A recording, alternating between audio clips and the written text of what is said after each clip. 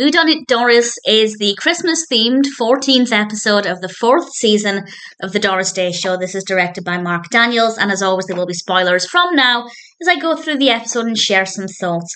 And it does have a strong Christmas feel, but it's different to the previous Christmas episodes because the previous Christmas episodes all have a very strong family Christmas feel and they're moving and heartfelt.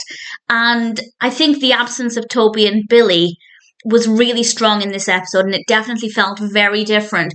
And I think they were aware of that as well because of a decision they made at the end of the episode. And I will discuss what I mean by that when we get there. It starts off with Doris walking along and she sees somebody climbing up the side of the house dressed as Santa Claus, and he goes down the chimney and she hears a gunshot. So she runs inside, which seems like the worst possible decision ever. But nevertheless, she runs into the house and there's a man on the floor, dead, and the Santa Claus is standing over him with the gun.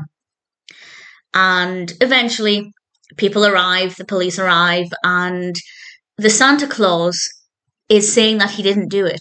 Even though he was caught with the gun in his hand, he's adamant he didn't do it. And Doris seems to believe him. So Doris investigates this to try and find out exactly what happened.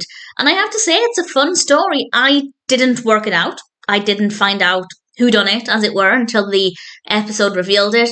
And I quite like that. I know a lot of people get satisfaction from working it out beforehand, but I quite like not knowing until the reveal because of the anticipation. And as long as it makes sense, of course. And I found that part of the narrative was really pleasing. We have Doris dressed up as Santa Claus, which is an absolute delight. We have quite a few people dressed as Santa, actually, to give it that strong Christmas feel. We have a gorgeous, beautifully lit Christmas tree at one point. It's very different to the other Christmas episodes, but I still enjoyed it. And I love Doris in this in general, but I particularly liked her character in this. And the story worked really well, and I'm really glad I enjoyed it because, well, for two reasons I wasn't sure if I would. One, season 4 has just been very hit and miss, and sometimes it's a hit, sometimes, unfortunately, quite frequently the episodes have been a miss, but I like this one. The other reason I wasn't sure I'd like it is because I was missing Toby and Billy, but although it's different, it's still good. It's a fun story.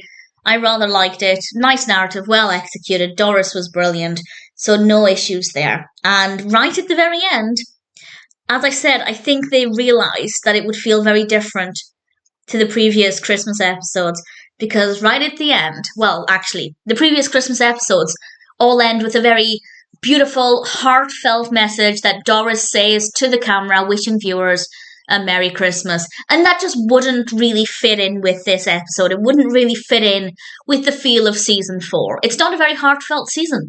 And with this one, Doris and Mr. Bennett are watching television. And on the television is Doris Day.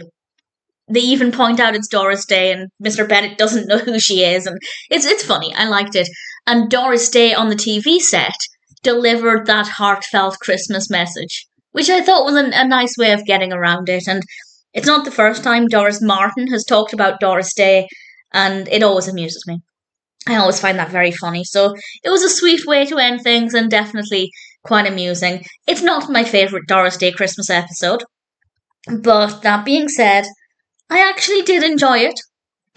And it's restored some of my faith in season 4. I feel like every other episode is good and every other episode in between is really lacking, so I never know what to expect. I have no idea what to expect from the next one or the rest of the season, but I can confirm that Whodunnit Doris was definitely a good episode.